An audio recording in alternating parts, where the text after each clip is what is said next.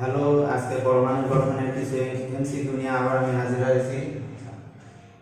আজকে প্রথম MCQ, the ratio of ionisation energy of hydrogen and beryllium ion is, অর্থাৎ hydrogen এবং beryllium আয়নের আয়নাইজেশন এনার্জি রেশিওটি অনুপাত কি।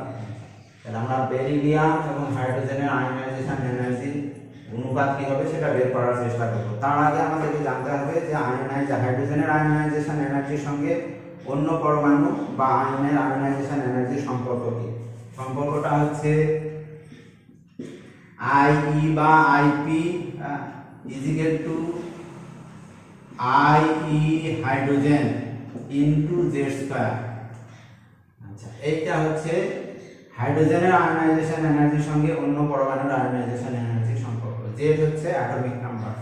আচ্ছা, বেরিলিয়ামের ক্ষেত্রে জেড এর ভ্যালু হচ্ছে 4।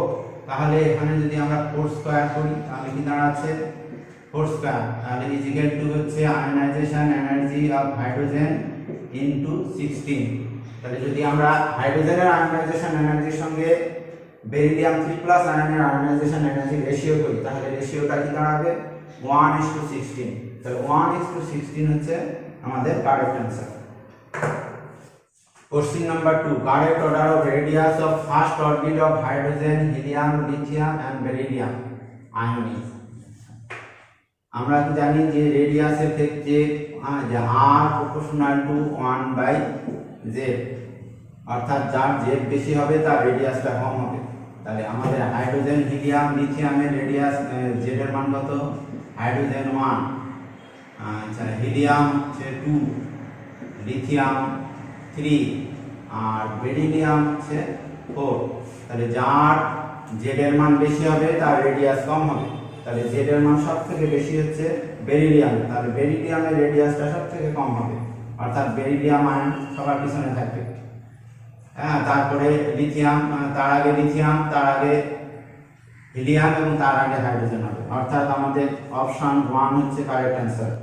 Question number 4. The number of spectral line that can be possible when electron in 6 cell in hydrogen atom return to the second cell.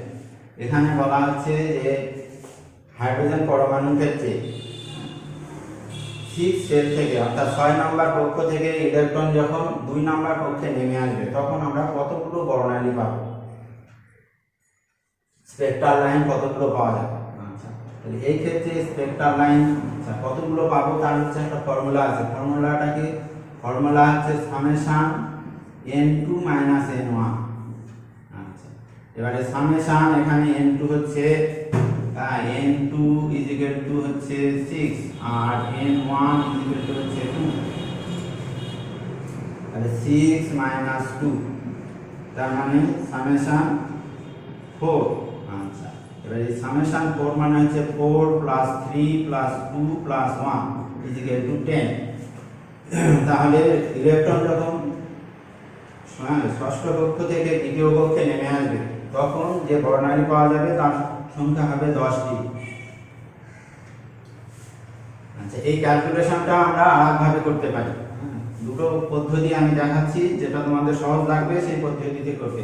সেটা হচ্ছে n2 - n1 into n2 - n1 + 1 divided by 2। আচ্ছা, তাহলে এই ক্ষেত্রে 6 - 2 into 6 - 2 + 1 by হচ্ছে 2 তাহলে 4 into 5/2 হচ্ছে 10। হ্যাঁ, তাহলে আগের যে প্রসেস এবং এই প্রসেস যে কোনো একটা প্রসেসে করলে সঠিক অ্যান্সার পাওয়া যাবে এবং প্রতি ক্ষেত্রে রেজাল্ট একই আসবে, অর্থাৎ এই ক্ষেত্রে 10টা লাইন পাওয়া যাবে। আচ্ছা, next question, minimum de Broglie wavelength associated with বলা হচ্ছে electron, proton, carbon die oxide এবং সালফার ডাই অক্সাইড। কোন ক্ষেত্রে আমরা ডি ব্রগলির কাদের ক্ষেত্রে, অর্থাৎ electron, proton, carbon die oxide এবং সালফার ডাই অক্সাইডের মধ্যে কার ক্ষেত্রে ডি ব্রগলি ওয়েভলেন্থটা মিনিমাম হবে। তাহলে আমরা ডি ব্রগলি ওয়েভলেন্থের রিলেশন কি, λ = h/mv। তাহলে এই ক্ষেত্রে আমরা কি দেখতে পাচ্ছি, ল্যামডা ইনভার্সলি প্রপোর্শনাল টু হচ্ছে এম, অর্থাৎ যার এম বেশি হবে তার ডি ব্রগলি তরঙ্গদৈর্ঘ্য কম হবে। এখানে হ্যাঁ যে সালফার ডাইঅক্সাইডের ক্ষেত্রে এম সব থেকে বেশি, তার ক্ষেত্রে সালফার ডাইঅক্সাইডের এম সবচেয়ে বেশি হ্যাঁ এদের মধ্যে। তাহলে কারেক্ট অ্যান্সার হবে সালফার ডাইঅক্সাইড, অর্থাৎ option 4। Question number 6, which transition in Li3+ ion would have the same wavelength as 2 to 4, অর্থাৎ দ্বিতীয় কক্ষ থেকে চতুর্থ কক্ষে যখন ইলেকট্রন যাবে, যা ট্রানজিশন ইন হিলিয়াম, অর্থাৎ হিলিয়ামের ক্ষেত্রে দ্বিতীয় থেকে চতুর্থতে ইলেকট্রন যখন 4 নম্বর কক্ষ থেকে 2 নম্বর কক্ষে নেমে আসছে, তখন যে আমরা ওয়েভলেন্থটা পাচ্ছি। লিথিয়ামের ক্ষেত্রে সেই একই ট্রানজিশনের ক্ষেত্রে যে সেই একই ওয়েভলেন্থ পেতে গেলে আমাদের কোন কক্ষ থেকে কোন কক্ষে ইলেকট্রন স্থানান্তরিত হবে। হিলিয়ামের ক্ষেত্রে যে n2 = 4 আর n1 হচ্ছে 2, অর্থাৎ ইলেকট্রন দ্বিতীয় কক্ষ থেকে চতুর্থ কক্ষে যেতে বা চতুর্থ কক্ষ থেকে দ্বিতীয় কক্ষে নেমে যেতে যে ওয়েভলেন্থটা পাওয়া যাবে। লিথিয়ামের ক্ষেত্রে ওই একই ওয়েভলেন্থ পেতে গেলে ইলেকট্রন কক্ষে কোন কক্ষ থেকে কোন কক্ষে নেমে আসতে হবে। তাহলে এটা আমরা একটা ক্যালকুলেশন করে অ্যানসারটা সহজে বের করতে পারবো। ক্যালকুলেশন কি, 1/λ = rz², 1/n1² - 1/n2²। আচ্ছা, হিলিয়ামের ক্ষেত্রে যে হিলিয়ামের ক্ষেত্রে আমরা যখন ধরবো z হচ্ছে 2, আর এখানে n2 হচ্ছে 4, n1 হচ্ছে 2, তাহলে এই মানগুলো আমরা এখানে বসায় দেব। r2² 1/2² - 1/4², তাহলে কি দাঁড়ালো r × 4 4 - 1/16।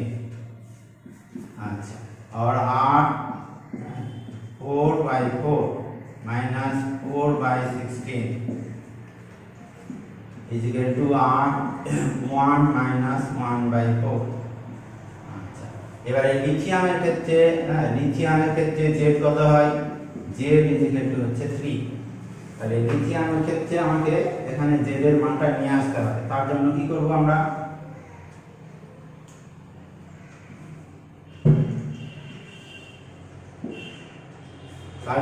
কি করব, আচ্ছা r 3² দিয়ে আমরা এখানে উপর নিচে গুণ করে দেব।